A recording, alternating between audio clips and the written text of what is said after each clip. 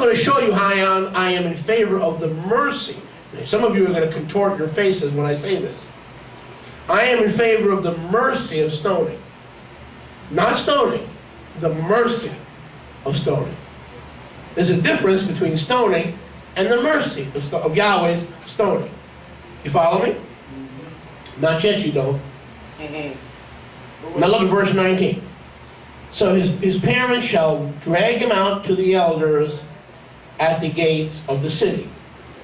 They shall claim as the plaintiffs in a hearing at the gates of the city, which is where the Zechanim used to sit in ancient times. Hey, look, our son is continually rebellious, continuously stubborn. He will continually not obey our voice. He continues to gorge himself, feed his flesh, and be a drunkard. Verse 21.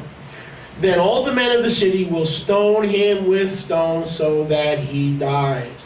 And you will put evil away from among you, and Kol Yisrael shall shema and fear. Let me read that again. Then all the men of the city will stone him with stones so that he dies. So you shall put evil away from you, so that Kol Yisrael shall what? Hear and fear. Turn to your neighbor and say, hear and fear. Hear and fear. Turn to your neighbor and say, hear and fear. Hear and fear. Not hear and far, hear and fear. Hear and fear. This is mercy, Vincent. This is not killing. This is not killing. This is mercy. Number one, if the son disobeys the first time, don't you touch him. If he disobeys the fourth time, the fifth time, don't you touch him. Number one, you can never touch him. Number two, there has to be a pattern. If there's a pattern of continual rebellion, then you bring the child and you make your case with witnesses that are not mommy and daddy, because mommy and daddy cannot be witnesses against their own flesh and blood. You must come with witnesses. Is this mercy, Bruno? You've got the mercy that a parent cannot lay a hand on a child who's rebellious. You've got to have witnesses when you show up in court to the gates of the city, number two. And number three, it's got to be a perpetual, functional, long-term, repeating problem. It can't be on a first offense basis. Are you with me, Raina? So built into this system is mercy before you ever get to trial. There's great mercy before there's ever a hearing at the city gates. Remember I told you, Yeshua said, close your book and go and learn with it. Now let's be honest. With some of the people we've encountered in our ministry over the last 2 or 3 months during our transition from Miami to Broward, let's be honest. If they had stones, do you think they would use them? Do you think they would use them if they were allowed to throw stones at us? That's the danger of the Torah in the hands of an uncircumcised heart. Go and learn what this means. I would have mercy and not sacrifice. Not keeping kosher, not keeping Shabbat. As I said last week, it is better to be in church on Sunday and eating pig and being blindly ignorant to the truths of Yahweh's word than to know Yahweh's word to destroy Emet's reputation among the community, among the people, among the neighborhood, so that he can never again show his face. He can never again walk among men because of the shame and the embarrassment and the character assassination.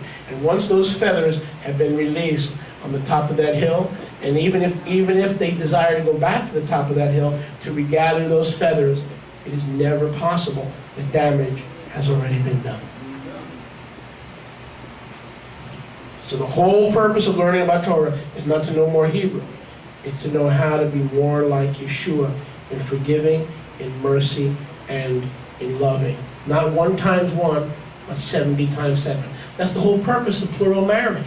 You're not just forgiving one spouse. You have to, as a man, you have to forgive 2.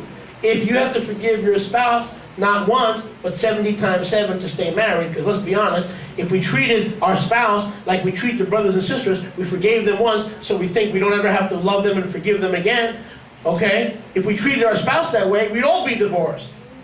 Every day, I'm sorry, sweetie, I'm sorry, please forgive me, I'm sorry. Why? Because you want to get her out of the room so you can watch the football game. Uh-oh. Hey. Hallelujah. You'll do or say or take, yes, I'm talking to you, whatever it takes to get her to go to the other room so you can watch the game. And so that you can stay married. But when it comes to Chris, he gets one chance. When it comes to Rabbi Moshe, he gets one chance. If Chris or anybody else messes up one time, I'm out of here.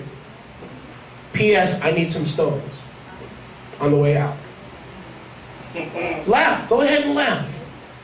We don't treat our husbands and our wives that way because our marriage couldn't survive. We are 70 times 7, forgiving them every day of the week, and every week of the month, and every month of the year.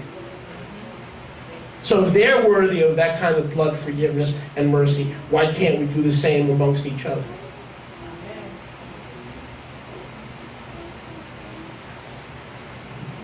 Baruch Hashem Yahweh. Let me read this somewhat rapidly.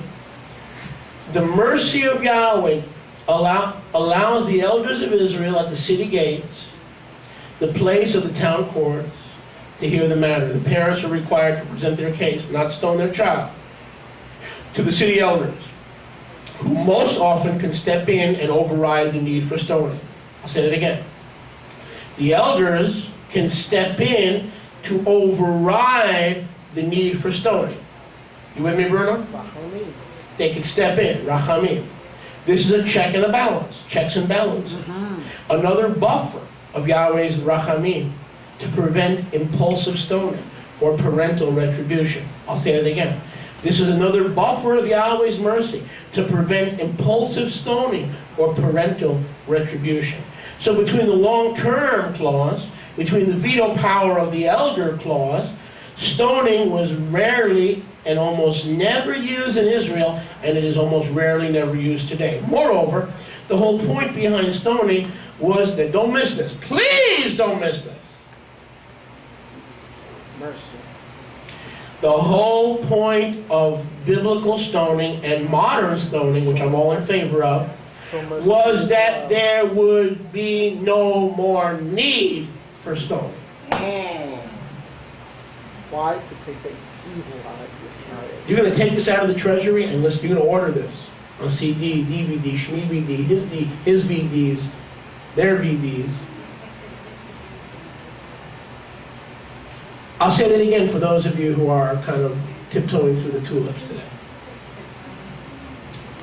The whole purpose of stoning was so there would be no stoning. That's right. Mercy. Wow. Isn't that So- amazing? So Israel could be pure. Mercy. Mercy. That's amazing. Wilbur. Mercy. What do I mean? Go back to verse 21. The man in a 1 in a million scenario. Verse 21. In a 1 in a million scenario, the man shall stone the son with stones so that he dies. And then you will be putting out away the evil from among you. Now don't miss this. And call Yisrael. What does call Yisrael mean? All Israel. And all Israel will hear and fear. In other words, it only takes one public stoning That's right. to end stoning and rebellion in Israel. That's right. Make him the example. I did my homework. Amen. You was ready. People wonder if all of the Torahs for today, including your patriarchal marriage, how come stoning isn't for today? It is. It is for today. So why isn't it practiced? Before I answer your question, it wasn't practiced in biblical times either. I did my history. Now I want you to understand what I'm saying, Raina. Stoning was never practiced because there was such fear. There was such trepidation in Israel that the whole point was to create such a fear that no more stoning. Although somebody asked me, what is the cure to rebellious children? Family services? Not at all. Let them watch a child get stoned for talking back to their parents, and I guarantee there'll be no more need for family services. We might need to stop that in America. Just one. We need to start one incident of stoning, not habitually and abuse the practice, just one, and all these children will straighten out real quick. You had a brief point? Sorry? Stephen was stoned. But that was so unique that Yahweh recorded it. And not only that, there was an